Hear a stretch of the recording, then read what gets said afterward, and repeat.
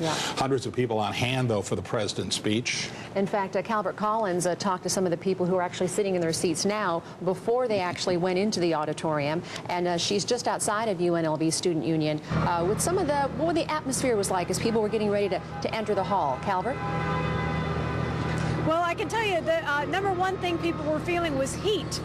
Even at 7 a.m. this morning, people were just sweating, waiting outside. Some people even got here at 6 this morning just to stand in line, hoping that they would get a very close seat, maybe even getting to shake the president's hand.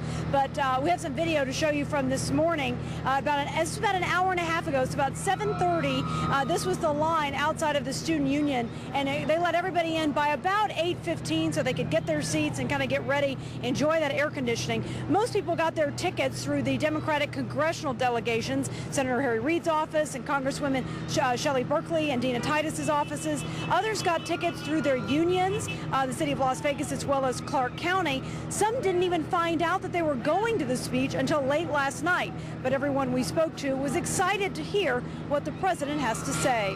Nathan talked about the presidential seal a little while ago. It is up now on the podium.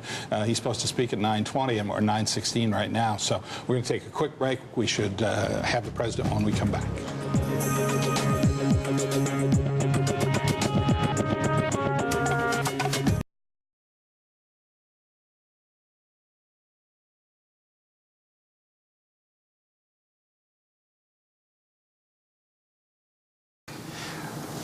I am so honored here at University of Nevada at Las Vegas to introduce to you my friend and your friend, the President of the United States, Barack Obama.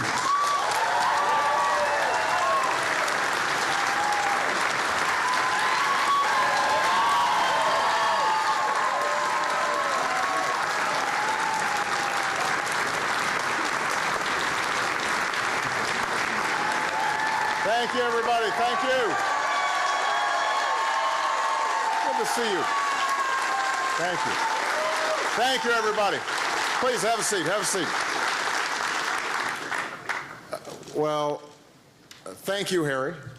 Thanks for giving me a chance to get out of Washington. It's very hot there. Now, my attitude and Harry's attitude is that if an American company wants to create jobs and grow, we should be there to help them do it. So that's why I'm urging Congress to invest $5 billion more in these kinds of clean energy manufacturing tax credits, more than doubling the amount that we made available last year.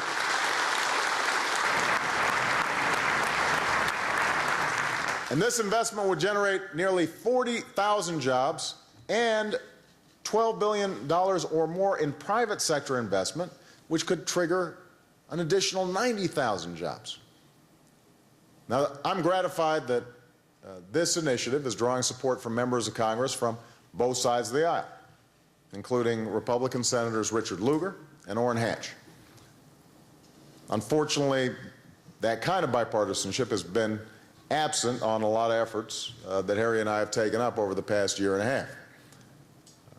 We fought to keep Nevada teachers and firefighters and police officers on the job, and to extend unemployment insurance and COBRA so folks have health insurance while they're looking for work. We fought to stop health insurance companies from dropping your coverage on the basis of pre-existing conditions or right when you get sick, or placing lifetime limits on the amount of care that you can receive. We fought to eliminate wasteful subsidies that go to banks that were acting as unnecessary middlemen for guaranteed student loans from the federal government, and as a consequence freed up tens of billions of dollars that are now going directly to students, which means more than 1 million students have access to financial aid that they didn't have before. So Nevada, I know we've been through tough times, and not all the difficult days are behind us. There are going to be some tough times to come, but I can promise you this. We are headed in the right direction. We are moving forward. We are not going to move backwards. And I'm absolutely confident that if we keep on moving forward, if we refuse to turn backwards, if we're willing to show the same kind of fighting spirit as Harry Reid has shown throughout his career, then out of this storm, brighter days are going to come. Thank you very much, everybody. God bless you.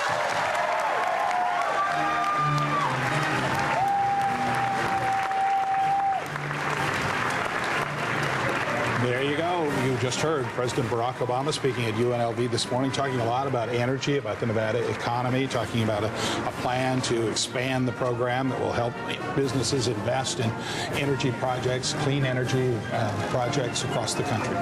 But in this sense, that's where that tourism industry kind of comes into play. Yeah, absolutely. And the president while he didn't mention it in this speech, he certainly mentioned it in the previous speech. What's the deal with that when it comes to our tourism industry? Yeah, last night that was a big part of his remarks, and leading up to it was even better. One of the chief marketing officer for the entire company got in and said, without Harry Reid, we wouldn't even be standing here. And a waitress who was unemployed, didn't have a job, who got a job, thanks to City Center being open, got up there and said, I want to thank Harry Reid because now I have a job and I didn't before.